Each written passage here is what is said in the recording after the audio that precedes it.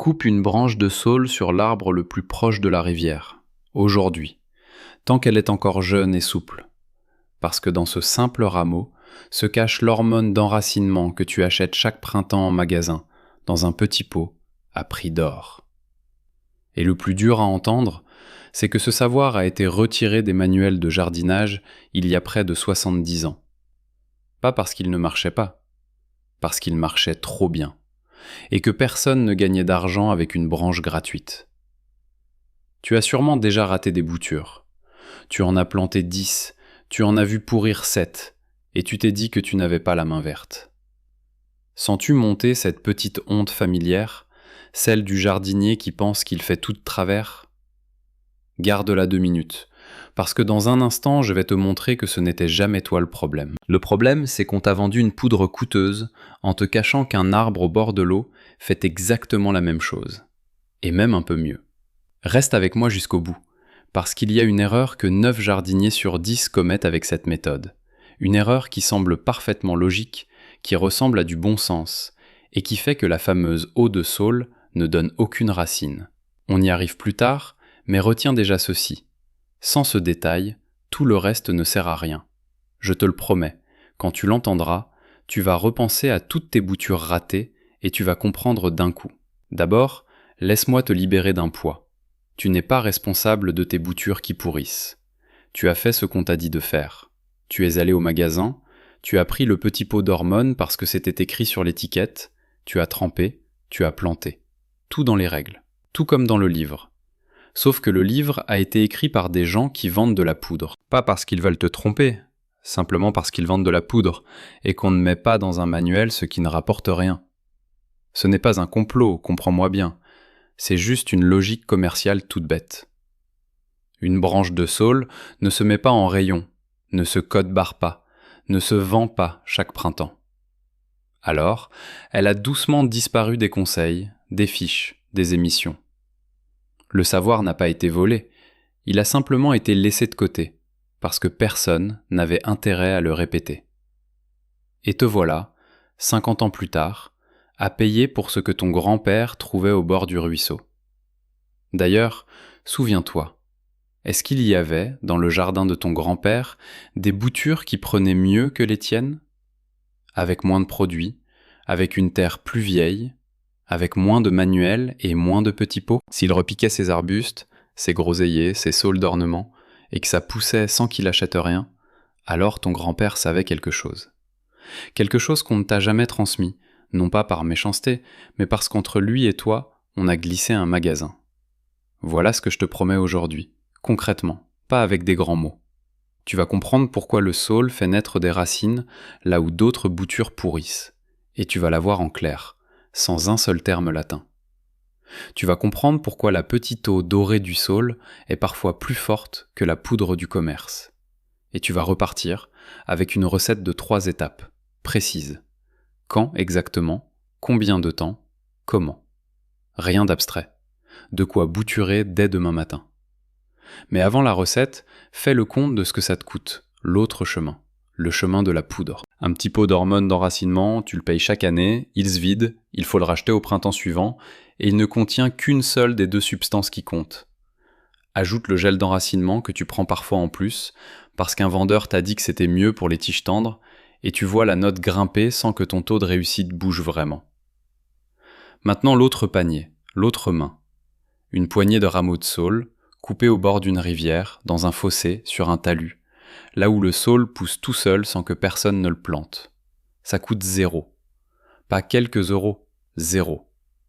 Et dans cette poignée de branches, il y a la même hormone que dans ton petit pot, plus une seconde substance que la poudre bon marché n'a même pas. Une substance qui protège la coupe de la pourriture. Tu payes chaque année pour la moitié de ce que la rivière te donne en entier, gratuitement. Et il y a une perte cachée, celle que tu ne comptes jamais. Le petit pot ne contient que le signal des racines, rien pour protéger la coupure. Alors tes boutures démarrent, puis une partie pourrit quand même. Et tu recommences, tu rachètes des plants, tu rachètes de la poudre, tu perds une saison. Tu payes 2 fois, une fois à la caisse du magasin, une fois en bouture perdue au printemps. Compte les groseilliers, les hortensias, les petits fruitiers que tu voulais multiplier pour ta famille et que tu as vu noircir dans un verre. C'est ça, la vraie facture. Pas seulement de l'argent, mais des plans que tu n'as jamais eus, des confitures que tes petits-enfants n'ont jamais goûtées. Tout ça pour un savoir qu'on a laissé filer. Alors pose-toi la vraie question. Si c'est si simple, si c'est gratuit, si ça marche depuis des siècles, pourquoi personne ne te l'a dit clairement ? Pourquoi ce n'était pas la première chose qu'on t'apprend quand tu commences à bouturer ? La réponse existe, et elle tient dans l'histoire d'un homme. Quand tu la connaîtras, tu ne verras plus jamais un petit pot d'hormones de la même façon. Mais il y a quelque chose que tu dois comprendre avant la recette, sinon elle ne te servira à rien. Parce que 9 personnes sur 10, en entendant parler d'eau de saule, font aussitôt le geste qui la rend inutile. Le geste a l'air juste. Il ressemble à du bon sens de jardinier. Il donne même l'impression qu'on fait mieux, qu'on met toutes les chances de son côté. Et pourtant, à cause de lui, les boutures restent des semaines dans un verre d'eau sans sortir la moindre racine. Et le jardinier finit par dire que l'eau de saule, c'est une légende. Reste jusqu'au bout. L'erreur est là, et elle va te surprendre. Voici donc l'homme dont je te parlais, celui qui a compris pourquoi ta méthode habituelle échoue. Il ne s'appelait pas dans les journaux, il n'a jamais eu de médaille. C'était un frère jardinier, dans une abbaye du sud de la France, au milieu des années 50. Un homme silencieux qui s'occupait des pépinières du cloître, des arbres fruitiers, des haies vives. Depuis toujours, dans ces jardins de monastère, on multipliait les plants sans rien acheter, parce qu'un monastère ne dépense pas ce qu'il peut faire pousser lui-même.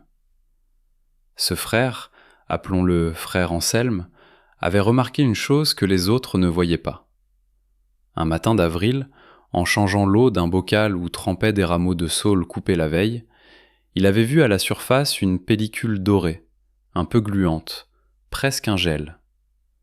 Il avait plongé là-dedans quelques boutures de figuier qu'il pensait perdues. 3 semaines plus tard, elles étaient toutes reprises. Alors il a recommencé, encore et encore. Quand il trempait ces boutures dans l'eau où avaient séjourné de jeunes rameaux de saule, presque toutes prenaient racine. Là où un pépiniériste ordinaire réussissait 6 ou 7 boutures sur 10, lui en réussissait plus de 9 sur 10. Il tenait un carnet, un petit cahier d'écolier à couverture noire. Il notait les dates, les espèces, l'épaisseur des rameaux, la couleur de l'eau au moment où il trempait, la température de la cave. Figuier, groseillier, laurier, romarin, olivier du cloître. 4 années de relevé, cahier après cahier. La même conclusion tranquille écrite de sa main appliquée. Le saule fait les racines. Toujours. Sans exception qui vaille. Et voilà où l'histoire devient injuste. Quand il a voulu partager ses relevés, on lui a répondu poliment que ça ne valait rien. Un institut agronomique de la région a écarté ces 4 années de notes en un seul paragraphe. Méthode non conforme, pas d'intérêt pour la publication, observation de jardinier sans valeur scientifique. Pendant ce temps, l'agriculture d'après-guerre misait tout sur la chimie, sur les poudres synthétiques que produisaient les usines. Un produit en sachet, ça se vend, ça se distribue, ça remplit un catalogue. Un carnet de moine qui dit d'aller couper une branche gratuite, ça ne rapporte à personne. On ne l'a pas censuré. On l'a simplement trouvé inutile, parce qu'il ne faisait vendre aucun sachet. Comprends-tu la logique de cette injustice ? Ce n'est pas qu'un méchant a caché la vérité dans un coffre, c'est que la vérité était gratuite, et que ce qui est gratuit n'a pas de vendeur pour le défendre. Le carnet du frère Anselme est resté dans une armoire d'abbaye pendant des décennies, pendant que des générations de jardiniers, toi compris, achetaient chaque printemps le petit pot. Et pour que tu saches que ce n'est pas juste une jolie histoire de monastère, écoute la suite. 10 ans plus tard, dans un tout autre pays, un pépiniériste du nord de l'Angleterre est arrivé exactement à la même conclusion, sans avoir jamais entendu parler de frère Anselme ni de son abbaye. Lui aussi trempait ses boutures dans l'eau de jeune saule. Lui aussi tenait des taux de reprise que ses collègues n'arrivaient pas à croire. 2 hommes, 2 pays, deux époques qui ne se sont jamais parlé, et la même vérité toute simple sous les mains. Quand une même découverte tombe deux fois, séparément, ce n'est plus une coïncidence. C'est une loi de la nature qu'on a préféré oublier. Mets un petit like pour frère Anselme, tu veux bien ? Cet homme a passé 4 ans à écrire un carnet que personne n'a lu, pour une vérité que tu vas utiliser dès demain. Il l'a bien mérité. Maintenant, entrons dans le vif, parce que tu dois comprendre pourquoi ça marche, sinon tu ne feras que répéter un geste sans savoir ce qu'il déclenche. Et rassure-toi, pas un seul mot compliqué. Le saule fait 2 choses en même temps, et c'est ça, sa vraie force. La première chose, c'est qu'il donne l'ordre de fabriquer des racines. Dans les jeunes pousses du saule, celles qui grandissent au bout des branches, il y a une substance qui agit comme un signal, comme une consigne envoyée aux cellules. Imagine une petite équipe d'ouvriers qui attendent, sans savoir quoi faire, à l'endroit de la coupure. Le signal du saule, c'est le contremaître qui arrive et qui dit « Ici, on ne fait pas de la tige, on fait des racines, tout le monde s'y met ». Quand ta bouture trempe dans cette eau, ce signal entre par la coupure et parle aux cellules de la tige. Il leur dit d'arrêter d'être de simples cellules de tige et de se transformer en racines. C'est pour ça que le saule lui-même reprend si facilement, même une branche plantée à la va-vite dans une terre humide au bord d'un fossé. Il est bourré de ce signal, il en déborde. Tu comprends l'idée ? Tu ne mets pas un engrais sur ta bouture. Tu ne la nourris pas. Tu lui donnes un ordre de départ, un feu vert, un coup de sifflet pour faire naître des racines là où il n'y avait rien. La seconde chose, c'est un garde du corps. Une bouture, dans ses premiers jours, est une plaie ouverte. La coupure est une porte grande ouverte pour les moisissures et les bactéries, et c'est par là que la plupart des boutures meurent. Elles pourrissent avant d'avoir eu le temps de faire une seule racine. Or, le saule contient aussi une substance cousine de l'aspirine, une substance de défense. Elle fait 2 choses pour ta coupure. Elle la protège de l'infection, et elle empêche la plaie de se refermer en une croûte dure et inutile. Parce que si la coupure se referme en croûte, elle ne fait pas de racines. Le saule la garde ouverte et vivante, juste assez pour que les racines sortent. Un signal qui allume le moteur, un garde qui tient la porte. Voilà pourquoi l'eau de saule dépasse souvent la poudre du commerce, qui n'a que le premier des deux. Qu'est-ce que ça veut dire pour toi, tout de suite, dans ton jardin ? Ça veut dire que la petite eau dorée fait naître les racines et protège la coupure en même temps, 2 combats gagnés d'un coup, avec une branche que tu n'as pas payée. Et maintenant la voilà, l'erreur dont je te parle depuis le début. Celle que 9 jardiniers sur 10 commettent sans même s'en rendre compte. Écoute bien. Parce que c'est elle qui sépare les boutures qui prennent de celles qui croupissent dans un verre. L'erreur, c'est de couper la mauvaise branche. Quand on te dit saule, ton instinct te pousse vers une belle branche épaisse, solide, bien ligneuse, une vraie branche d'arbre.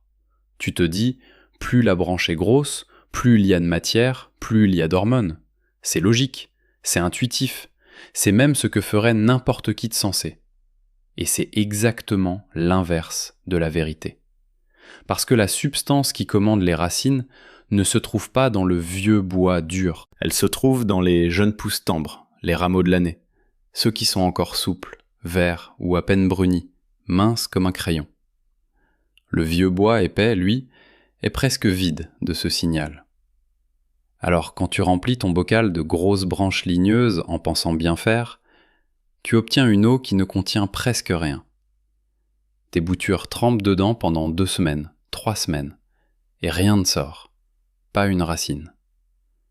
Et toi, devant ce verre, au bout de 20 jours, tu regardes tes tiges nues, tu ne comprends pas, et tu te dis que décidément cette histoire d'eau de saule, c'est une légende de plus.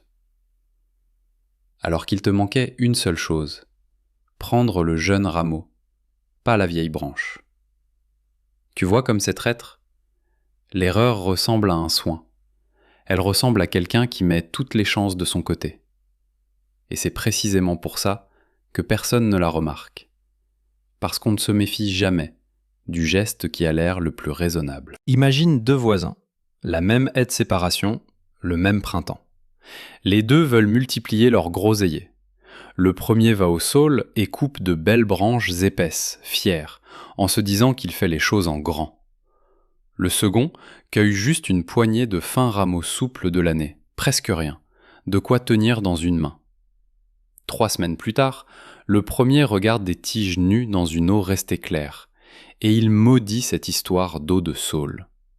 Le second sort ses boutures de son eau devenue dorée et découvre des petites racines blanches, vivantes, accrochées à la coupure.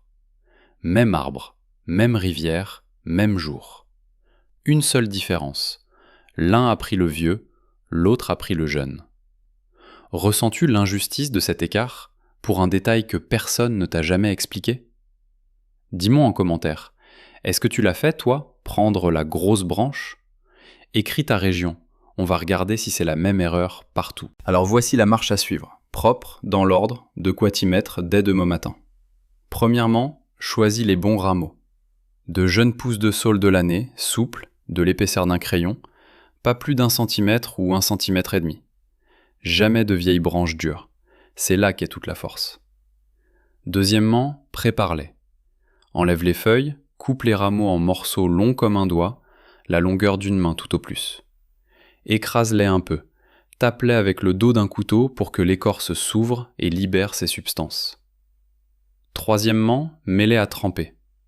Couvre les morceaux d'eau à température de la pièce, jamais d'eau chaude, surtout jamais bouillante, car la chaleur détruit le signal. De l'eau de pluie si tu en as, elle est plus douce que l'eau du robinet. Laisse reposer entre 24 et 48 heures, à l'abri de la lumière, dans un placard sombre, pas sur le rebord de la fenêtre. Quatrièmement, sers-toi de l'eau au bon moment. Quand elle a pris une belle couleur dorée, ambrée, elle est prête. Trempe tes boutures dedans une journée entière avant de les planter, ou bien arrose avec cette eau les boutures que tu as déjà mises en terre. Les deux marchent. Et cinquièmement, le détail sans lequel tout le reste ne sert à rien. Celui que je t'ai promis depuis le début. La fraîcheur. Cette eau ne se garde pas. Son signal s'affaiblit très vite, en 1 jour ou 2 à peine. Tu peux la ranger dans un bocal sombre au réfrigérateur, mais chaque jour qui passe, elle perd de sa force. Alors ne prépare pas un grand stock à l'avance pour tout le mois. Fais-la fraîche, juste avant de bouturer, et utilise-la dans les 2 jours. Une eau de saule vieille d'1 semaine, tiède, laissée à la lumière, ne vaut guère mieux qu'un verre d'eau ordinaire. La force est dans le frais. Fais tout ça, et voilà ce qui se passe sous la terre, à l'endroit précis de la coupure, dans les jours qui suivent. Vers le 3e, le 4e jour, là où la tige était nue, de petits points blancs commencent à gonfler sous l'écorce, invisibles pour toi, tapis dans le noir de la terre humide. Ce sont tes racines qui démarrent, exactement à l'endroit où, sans le saule, la coupure aurait viré au brun et pourri. Et ce n'est pas une poignée de boutures sauvées, c'est presque toutes. Les vieux pépiniéristes qui n'ont jamais rien acheté tournaient autour de 95% de reprises, là où une bouture livrée à elle-même dépasse rarement 6 ou 7 sur 10. Ce n'est pas un petit mieux, c'est un abîme entre la corbeille qu'on jette et la haie qu'on offre à ses enfants. Comprends bien ce que veut dire ce chiffre pour tes mains à toi. Presque chaque tige que tu mets à tremper devient une plante, au lieu d'1 sur 2. Alors regarde ce que ça donne quand tu remets les 2 gestes ensemble. Le signal qui allume les racines et le garde qui protège la coupure. Ce ne sont pas 2 astuces séparées, c'est une seule mécanique qui tourne toute seule, sans toi, une fois lancée. Et voilà le vrai changement, celui qui compte pour ton porte-monnaie et pour ta table. Tu rayes une ligne de ta liste de courses, définitivement. Le petit pot qu'on rachetait chaque printemps, tu ne le reprends plus. La saison suivante, la rivière n'a pas augmenté ses prix. Le saule pousse toujours au même fossé, et ce que tu as compris une seule fois te sert chaque année sans plus rien débourser. Un savoir, ça ne se vide pas comme un flacon. Tu l'as, il est à toi, il reste. Et cette chose que tu ne verses plus sur tes plants, cette poudre du commerce, elle ne finit plus non plus sur les fruits que ta famille mange. La rivière fait gratuitement ce que l'usine te vendait cher, et elle le fait plus proprement.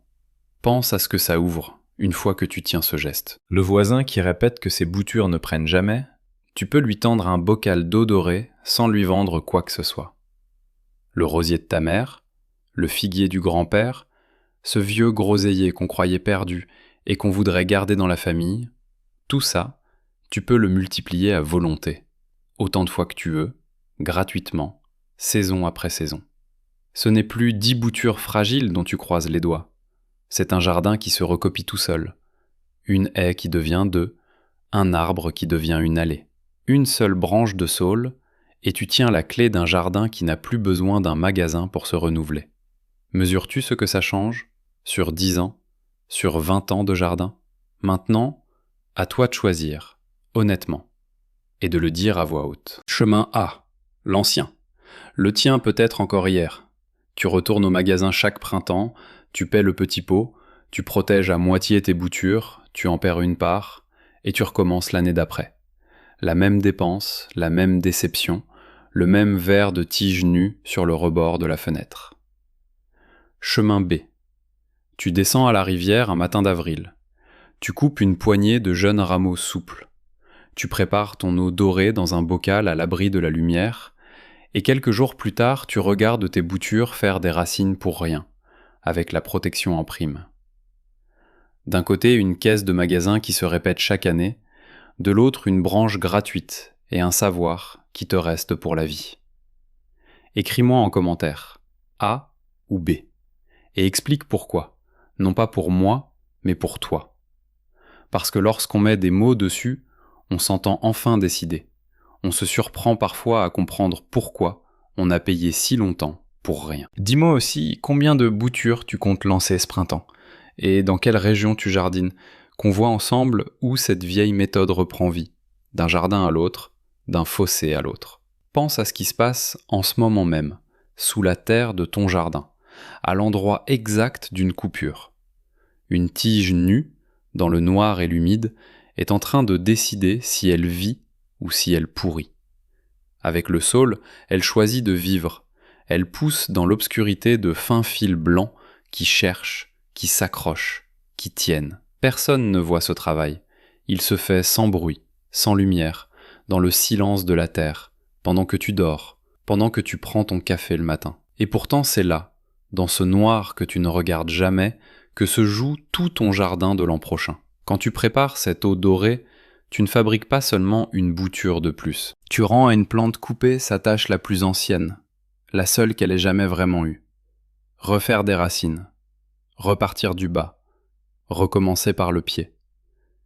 Tu lui rends le droit de continuer. Et d'une certaine façon, tu reprends le geste de tous ceux qui t'ont précédé, ces jardiniers de monastère, ces grands-parents sans magasin, cette longue chaîne de mains qui ont coupé la même branche au bord de la même eau.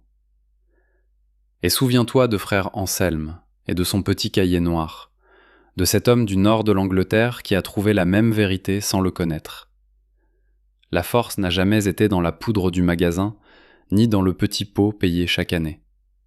La force était dans un savoir simple, si simple qu'on a réussi à le faire oublier pendant 70 ans. Un savoir que ni la caisse, ni l'étiquette ne pouvaient contenir, parce qu'il ne se vend pas. Il se transmet. Aujourd'hui, il est de nouveau dans tes mains, avec une branche coupée au bord de l'eau, et il ne dépend plus de personne d'autre que toi. Tu n'as plus besoin qu'on te vende ce que la rivière donne. Tu n'as besoin que de te baisser, de couper le jeune rameau, et de te souvenir. Alors la prochaine fois que tu passes près d'un saule penché sur une rivière, tu ne verras plus un arbre ordinaire. Tu verras l'hormone que tout un rayon de magasin essaie de te vendre. Va vers la racine. Tout est là.